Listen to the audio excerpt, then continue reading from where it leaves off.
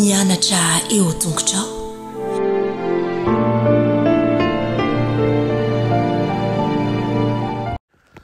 Fahameramatsika tsirairay avindray tonga eto fandraisana ny lesona ho an'ny lehibe isika amin'ity anio ity saotra n'Andriamanitra isika fa mbola mena an'izao fotoana manokan'izao hatrany ihany koa afahantsika mahazo sakafom-panavy aminy. Lohan'ny dirantsika ny amin'ny lesona anio dia vavakisika. Andriamanitra tianay tsara indrindra voninkaino anao indray izay ankehitriny, meteza ianao amboly zavatsoa anatinay ka ny tsy avy aminao rehetra ray angatahanay mba esorinao ka aoka fanantenana, finoana, fitiavana ary faharetana izany no hitomba ao anatinay aminaran'i Jesosy. Amen. Lohateny lesonantsika androany dia manao i Jesosy sy ny iray.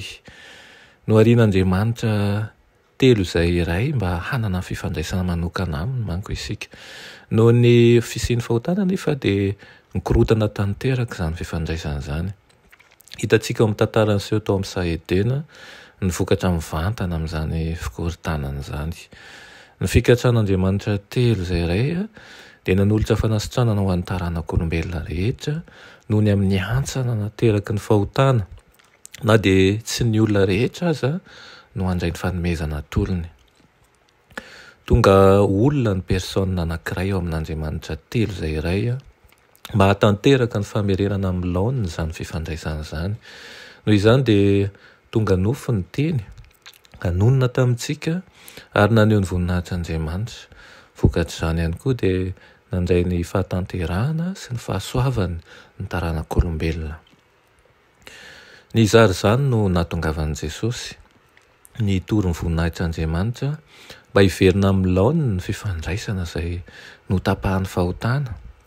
Farafahakeliny amin'ireo rehetra izay manaiky ny handray amin'ny finoana ny fanomezana tolon'Andriamanitra azy ao amin'i Jesosy Kristy.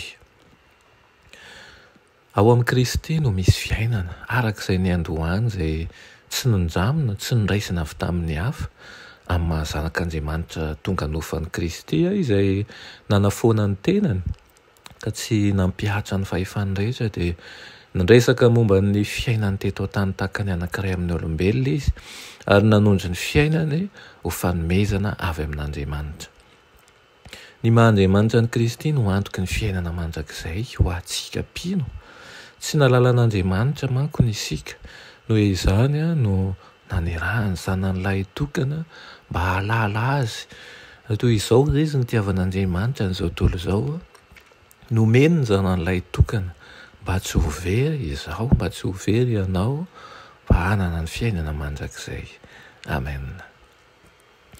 Andriamanitra tianay mbola misaotra anao izay tsy mandaho anay. Tianay mba hiverina ilay fifandraisana nananay niaraka taminao tany am-boalohany.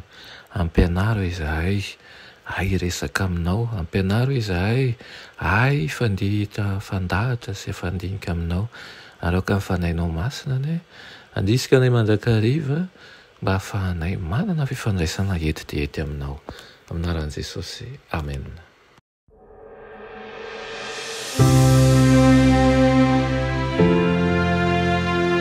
Mianatra eo an-tongotry Jesosy isan'andro.